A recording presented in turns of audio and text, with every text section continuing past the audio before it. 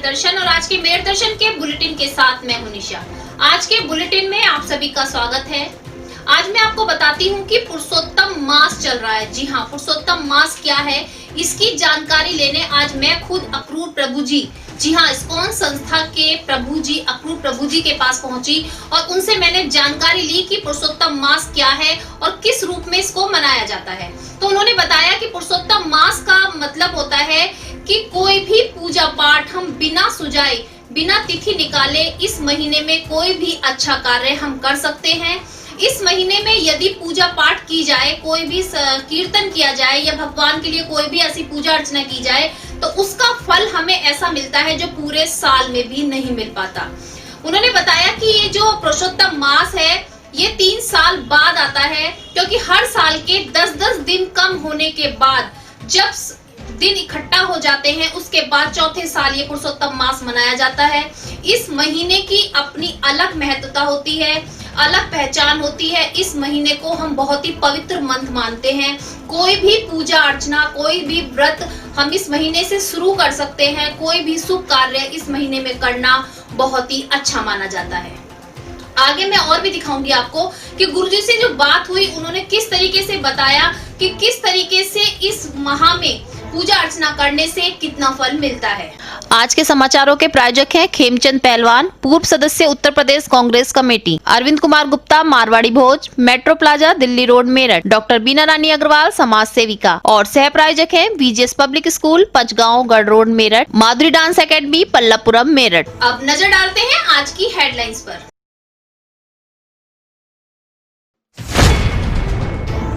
लापरवाही की भेंट चढ़ रहा है मेरठ शहर। कोरोना मरीजों की बढ़ती संख्या के साथ साथ बढ़ रही है दहशत। कोरोना से मरने वालों का आंकड़ा भी बढ़ रहा है तेजी से। कानून के रक्षक कचहरी परिसर को भी चोरों ने बनाया अपना निशाना।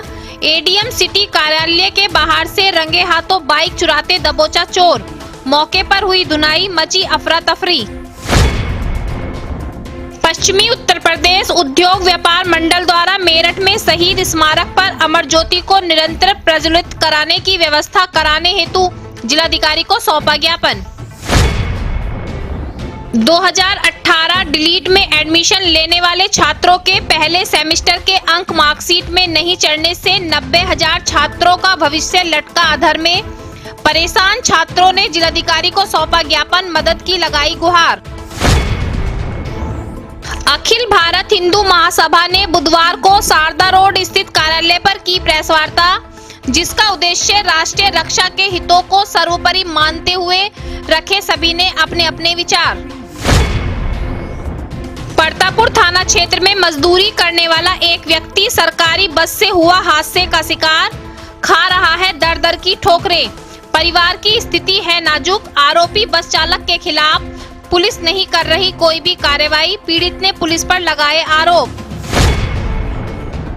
इस्कॉन संस्था के नए हरे कृष्णा केंद्र शास्त्री नगर द्वारा नियमों का पालन करते हुए निकाला गया हरिनाम संकीर्तन व पुरुषोत्तम मास में आस्था के प्रति जागरूक करने, हरिनाम प्रचार प्रसार करने व आध्यात्मिकता से जोड़ने के लिए प्रभुपाद जी की पुस्तकों का किया गया वितरण।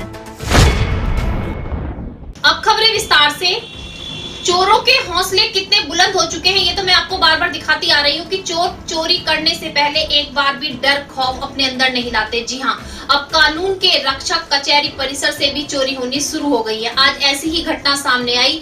एडीएम सिटी कार्यालय के बाहर से एक चोर रंगे हाथों बाइक चुराता पकड़ा गया, जिसको वहां की पब्लिक ने बहुत ही अच्छे से धुनाई की। उसके बाद उसको पुलिस के हाथों सौंप दिया गया। चोर ने कानून के रक्षक कचहरी परिसर को भी अपना निशाना बनाने से नहीं चूके। एक चोर को बाइक चोरी करते समय रंगे हाथों दबोच लिया गया।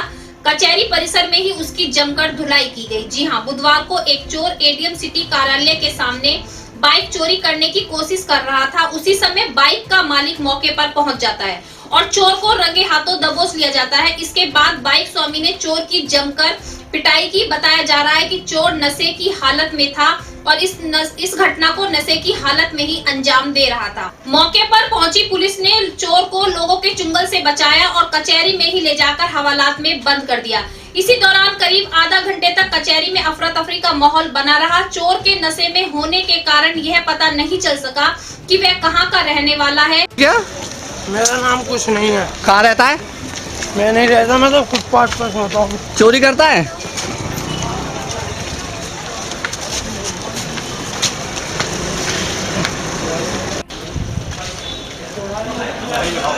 वो भी ज्यादा भीड़ भाड़ मत लगाओ यार। भैया ज्यादा भीड़ भाड़ मत लगाओ।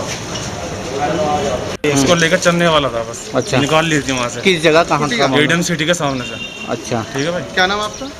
अनुज। कहाँ के रहने वाले भैया? मैं मुजफ्फरनगर का भाई। पश्चिमी उत्तर प्रदेश उद्योग व्यापार मंडल के सभी कार्यकर्ता आज कलेक्ट्रेट पहुंचे और उन्होंने शहीद स्मारक पर अमर ज्योति को निरंतर प्रज्वलित कराने की मांग को लेकर जिलाधिकारी को एक ज्ञापन सौंपा। समस्या को लेकर थोड़ा बोल दो सर। शहीद स्मारक पर अमर जवान ज्योति पे निरंतर उम्मीद है हमारा वहाँ पर। इसके लिए हमने मिले हैं कि जेल वालों से हमारी बातचीत हुई थी, जो वहाँ पर मुफ्त में अपनी लाइन देने के लिए तैयार है। प्रशासन की देरी है उसके अंदर कि किस प्रकार वो अपनी लाइन देने के लिए जो भी वहाँ पर सुविधाएं हैं वो दे सकें, तो निरंतर ज्योति प्रज्वलन वहाँ पर शुरू हो जाए।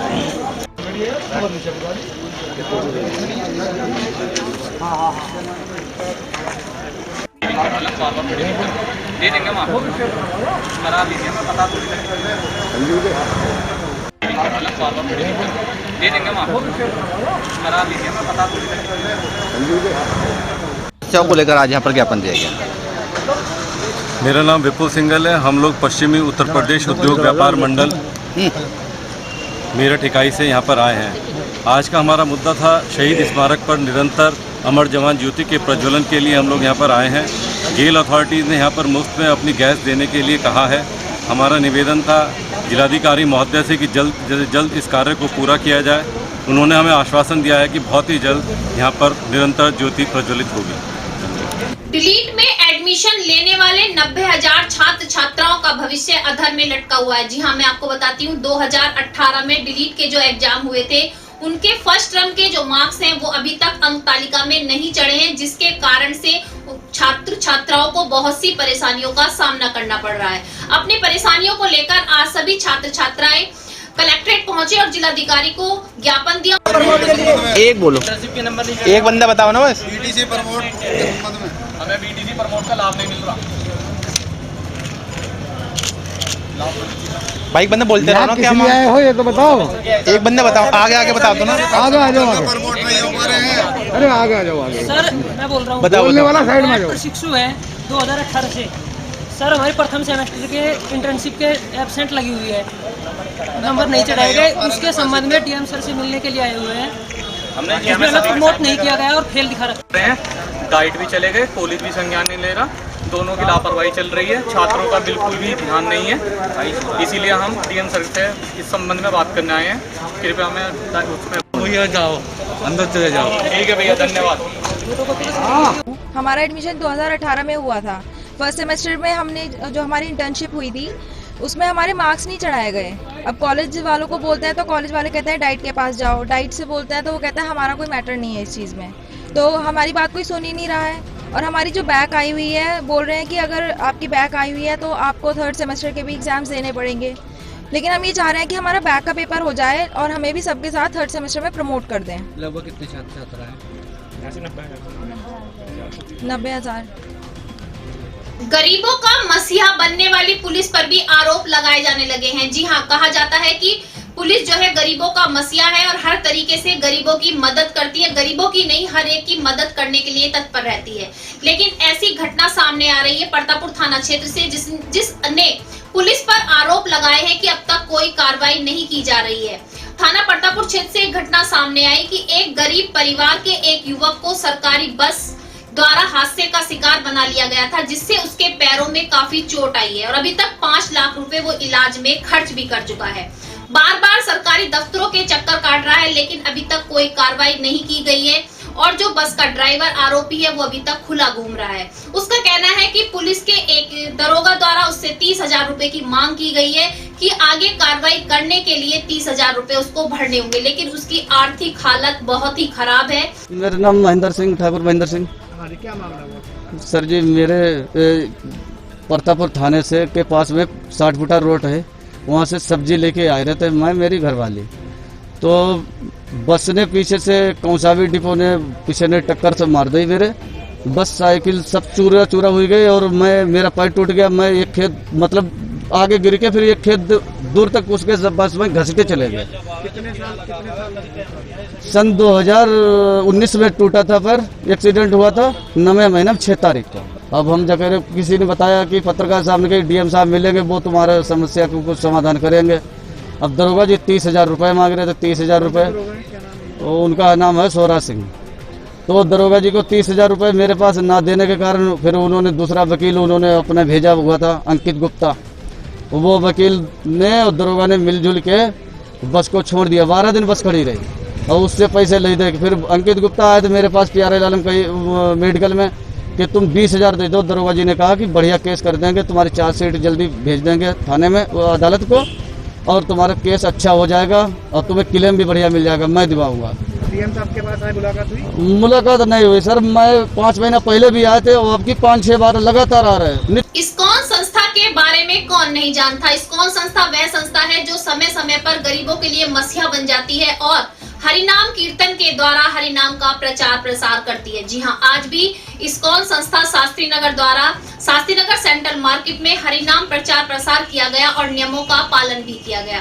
साथ साथ जैसे कि पुरुषोत्तम मास चल रहा है, पुरुषोत्तम मास में किस तरीके से पूजा अर्चना करनी चाहिए उसके बारे में अक्रूर प्रभु जी ने जानकारी दी और मेयर दर्शन से खास मुलाकात भी की। दूसरी बात, आज उन्होंने कहा कि रोड पर आते जाते लोगों को पुस्तक वितरण करने के बारे में समझाया जा रहा है और बताया जा रहा है कि इन पुस्तकों के द्वारा आप प्रभु में लीन हो सकते हैं, प्रभु के बारे में बहुत सारी चीजें जान सकते हैं। तो आप देखिए कि कौन संस्था द्वारा किस तरीके से आगे बढ़कर भगवान के प्रति हर एक व्यक्ति को जागरूक किया जा रहा है और समझाया जा रहा है कि हम जिस घर में रह रहे हैं, जिस पृथ्वी पर रह रहे हैं, ये हमारी नहीं है, हमें तो भगवान के द्वारा भेजा गया है और यहाँ पर रहकर हमें अच्छे कार्य करने चाहिए।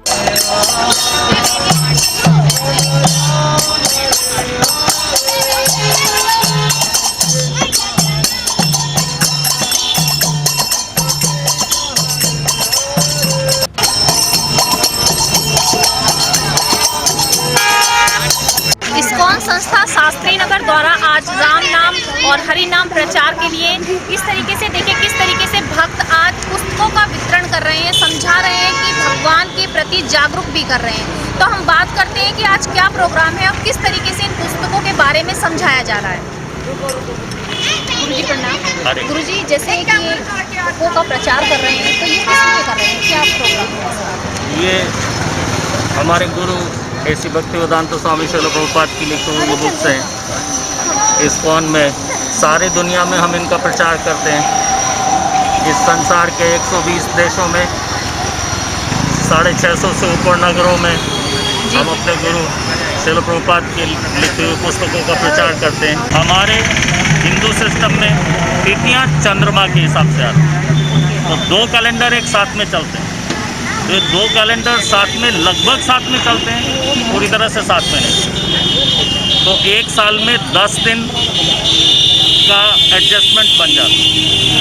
तो हर 3 साल में ये पुरुषोत्तम मास बीच में आता है तो वो एडजस्टमेंट सही हो जाता है। देखा आपने कि पुरुषोत्तम मास चल रहा है और भगवान के बारे में बताना और भगवान की पूजा करने के लिए ये विशेष महत्व होता है और विशेष मास माना गया है। तो मैं कैमरामैन मनोज के साथ मेरठ दर्शन से निशा। अखिल भारत हिंदू महासभा के उपाध्यक्ष पंडित अशोक शर्मा को बम से उड़ाने की धमकी दी जा रही है, जिसकी कार्रवाई करने के लिए उन्होंने पुलिस में भी कंप्लेंट की है, लेकिन अभी तक कोई भी कार्रवाई नहीं की गई है, जिसको लेकर आज एक प्रेस वार्ता का आयोजन किया गया, जिसमें सभी ने अपने विचार भी रखे और साथ साथ कहा कि पुलिस कोई कार्रवाई क्यों नहीं कर रही है। अभी तक कोई भी पुलिस उनकी सुरक्षा के लिए नहीं पहुंची है। अगर ऐसा ही रहा तो कोई भी अनहोनी घटना घट सकती है। आज प्रेस वार्ता इसलिए आयोजित की गई है कि पहला काम तो जो है उत्तर प्रदेश सरकार जो सड़क पे अराजकता फैला रहे हैं, फोटोगिरता कर रहे हैं और कानून व्यवस्था को ध्वस्त करने का प्रयास कर रहे हैं, उनके साथ जो सख्ती से बर्ताव किया जा रहा है उसके लिए योगी सरकार धन्यवाद। आज के बुलेटिन में बस इतना ही। तेज और ताजा खबरें जानने के लिए देखते रहिए मेरठ दर्शन। यदि आप भी हमारे साथ जुड़ना चाहते हैं तो नीचे दिए गए नंबर पर संपर्क करें और सब्सक्राइब करें MD न्यूज मेरठ।